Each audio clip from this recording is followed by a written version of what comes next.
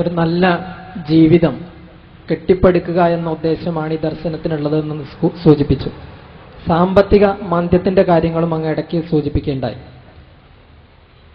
ധാരാളം സാമ്പത്തിക പ്രശ്നങ്ങൾ ലോകത്തെ നിലനിൽക്കുന്നുണ്ട്. പലതരത്തിലുള്ള സാമ്പത്തിക ചിന്താഗതികൾ ലോകത്തുണ്ട്. ഏത് തരത്തിലുള്ള ഒരു സാമ്പത്തിക കാഴ്ചപ്പാടാണ് ഇസ്ലാം വെച്ച് പുലർത്തുന്നത്? സുധീഷിന്റെ ചോദ്യം വളരെ പ്രസക്തമാണ്. എന്നാൽ വളരെ ദീർഘമായ മറുപടി ആവശ്യപ്പെടുന്ന ഒരു ചോദ്യമാണ്. തീർച്ചയായും ഈ വിഷയകമായി എഴുതപ്പെട്ട പുസ്തകങ്ങളുണ്ട്, പഠനങ്ങളുണ്ട്. വളരെ വിശദമായുള്ളൊരു മറുപടി നിങ്ങൾക്ക് അത്തരം പഠനങ്ങളിൽ നിന്ന് ലഭിക്കും. ഞാൻ വളരെ സംക്ഷിപ്തമായി ചില കാര്യങ്ങൾ പറയും. ഇസ്ലാമിന്റെ സാമ്പത്തിക വ്യവസ്ഥയുടെ അടിത്തറ മുതലാളിത്തം പറയുക, സമ്പത്ത് ആരാണോ സമ്പാദിക്കുന്നത് അയാളുടേതാണ് എന്നാണ്. സോഷ്യലിസം പറയുക, സമ്പത്ത് സമൂഹത്തിൻ്റെതാണ് എന്ന്. ഇസ്ലാം പറയുന്നത് ആരും ഒന്നും സമ്പാദിക്കുകയല്ല, സൃഷ്ടികർത്താവായ തമ്പുരാൻ ഉണ്ടാക്കി വെച്ച സംവിധാനത്തിൽ നിന്ന് ഓരോരുത്തർക്കും അവൻ നൽകുന്നത് ഉപയോഗിക്കുകയാണ് ചെയ്യുന്നത് എന്ന്. അതുകൊണ്ട് തന്നെ അടിസ്ഥാനപരമായി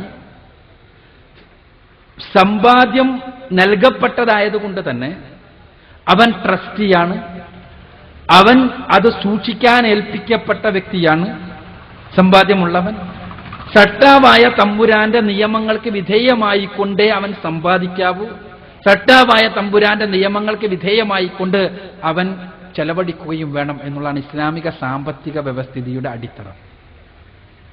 ഇനി ആ സമ്പാദ്യത്തിൽ ആദ്യമായി പടച്ചവൻ പറയുന്നത്,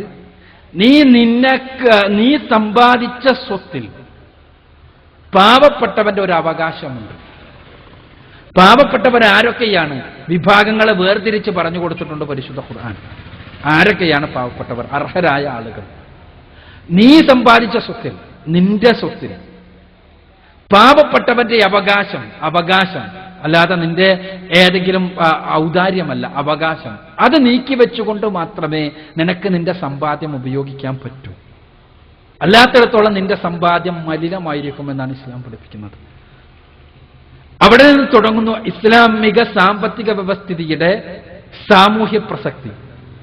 അവിടെ അത് മാറ്റിവെക്കപ്പെടുകയും അത് അർഹമായ ആളുകൾക്ക് എത്തിച്ചു കൊടുക്കുകയും ചെയ്യുക എന്നുള്ളതൊരു സാമൂഹ്യ സംവിധാനം ചെയ്യേണ്ടതാണ്. ഇനി അതോടൊപ്പം തന്നെ ഇസ്ലാമിക സാമ്പത്തിക വ്യവസ്ഥിതിയിൽ സ്വയമായി വളരുന്ന പണമല്ല, മറിച്ച് വളരുന്ന ചരക്ക് മാത്രമേ ഉള്ളൂ.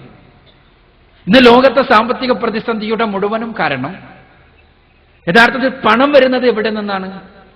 അറിയാലോ ചരിത്രം. പണത്തിന്റെ ബാർട്ടർ സിസ്റ്റത്തിൽ നിന്ന് വന്ന് അങ്ങനെ കോയിൻസ് ഉപയോഗിക്കാൻ തുടങ്ങി. പിന്നീട് പണം ഉണ്ടായി, നോട്ടുകൾ ഉണ്ടായി.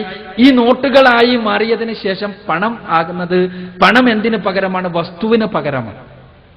വസ്തുവിന് പകരക്കാരനായിട്ടാണ് പണം രംഗത്ത് വന്നത്.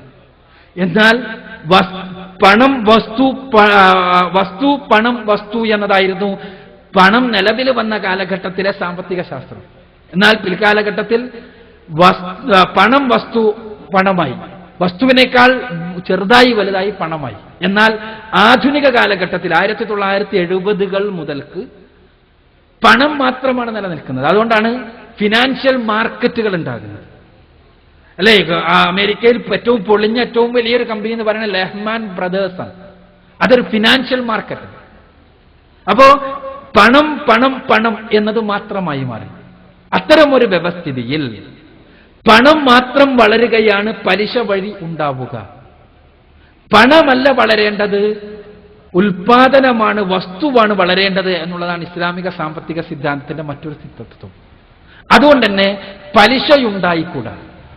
പലിശയുള്ളൊരു സാമൂഹ്യ ക്രമത്തിൽ സ്വാഭാവികമായും ചൂഷണമുണ്ടാകും. കേവലം ഈ പണത്തിനു വേണ്ടി മാത്രമുള്ള നെട്ടോട്ടമുണ്ടാകും. പണത്തിന് വേണ്ടിയുള്ള നെട്ടോട്ടം നടക്കുമ്പോഴും അത് സ്വാഭാവികമായിട്ടും മനുഷ്യർക്കുണ്ടാകും, ഓരോരുത്തർക്കും ഉണ്ടാകും പണം നേടണം എന്നുള്ളത്. പക്ഷേ അതിനിവിടെ അത് സാമൂഹ്യ പ്രസക്തമാകണമെങ്കിൽ ആ ഓട്ടത്തിനനുസരിച്ചുള്ള പ്രൊഡക്ഷൻ ഉണ്ടാകണം.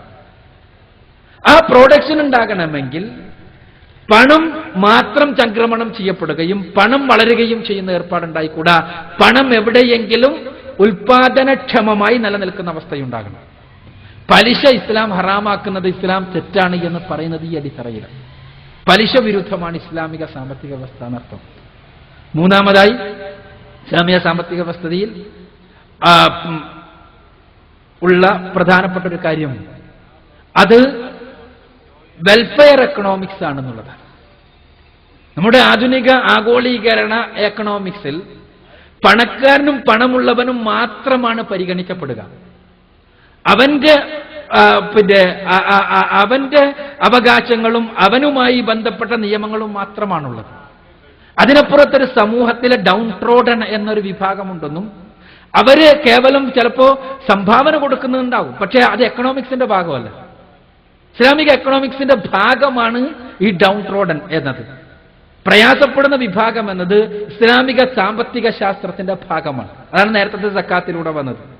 അതേപോലെ ലോട്ടറി, ഇതേപോലെ പണപ്പെരുപ്പം സൃഷ്ടിക്കുന്ന ഒരു പ്രതിഭാസമാണ്. ഊഹക്കച്ചവടം. ഇന്ന് സ്റ്റോക്ക് മാർക്കറ്റുകൾ മുഴുവനും തകർന്നത് ഊഹക്കച്ചവടത്തിന്റെ അടിസ്ഥാനത്തിലാണ്. ഊഹക്കച്ചവടം ഇസ്ലാം നിരോധിച്ച കാര്യമാണ്. ചുരുക്കത്തിൽ അടിസ്ഥാനപരമായി സൃഷ്ടികർത്താവായ തമ്പുരാൻ നമുക്ക് നൽകിയതാണ് സമ്പത്ത് എന്നുള്ള വിശ്വാസത്തിൽ നിന്ന് തുടങ്ങുന്നു. അതുകൊണ്ട് തന്നെ അത് ചെലവഴിക്കേണ്ടത് എങ്ങനെ എന്നുള്ള കാര്യത്തിലുള്ള കൃത്യമായ കാഴ്ചപ്പാടുണ്ടാകുന്നു. എങ്ങനെ സമ്പാദിക്കണമെന്ന കാര്യത്തിൽ അതിൽ തന്നെ മനുഷ്യവിരുദ്ധമായ എല്ലാ രൂപത്തിലും ഉള്ള കാര്യങ്ങളെ എടുത്തു മാറ്റുകയും ചെയ്യുന്നു. ഭാരതീയനായ നോബൽ സമ്മാന ജേതാവ് അമർത്യ സെൻ നമുക്കറിയാം. അദ്ദേഹത്തിന്റെ വെൽഫെയർ എക്കണോമിക്സിൽ പലിശരഹിതമായൊരു സാമ്പത്തിക ക്രമത്തിന് മാത്രമേ മൂന്നാം ലോകത്തിന്റെ പ്രശ്നങ്ങൾക്ക് പരിഹാരമാകാൻ കഴിയൂ എന്ന് പച്ചയായി സൂചിപ്പിക്കുന്നുണ്ട്. യഥാർത്ഥത്തിൽ ഇസ്ലാം പഠിപ്പിക്കുന്ന യഥാർത്ഥത്തിലുള്ള വെൽഫെയർ എക്കണോമിക്സ് അതാണ്. വിശദമായ പഠനത്തിന് ഇക്കാര്യത്തിൽ തന്നെ ഇൻഷാ അല്ലാഹ് ഈ മാസം 19-ാം തീയതി ആഗോള സാമ്പത്തിക പ്രതിസന്ധി ഇസ്ലാമിക പരിപ്രേക്ഷ്യം എന്ന വിഷയത്തിൽ ഒരു തുറന്ന സംവാദം നടക്കുന്നുണ്ട്. ഇൻഷാ അല്ലാഹ് 19-ാം തീയതി കോഴിക്കോട് വെച്ച് അധ്യാപകൻ എന്നുള്ള നിലക്ക് തീർച്ചയായും വിഷയം കൂടുതൽ പഠിക്കണമെന്ന് ആഗ്രഹമുണ്ടെങ്കിൽ കോഴിക്കോട്ട് വരാവുന്നതാണ്. അതല്ലെങ്കിൽ അടുത്തലക്കം സ്നേഹ സംവാദത്തിൽ ഈ വിഷയം വിശദമായ ഒരു ചർച്ച നടക്കുന്നുണ്ട് എന്നുകൂടി സൂചിപ്പിക്കാം.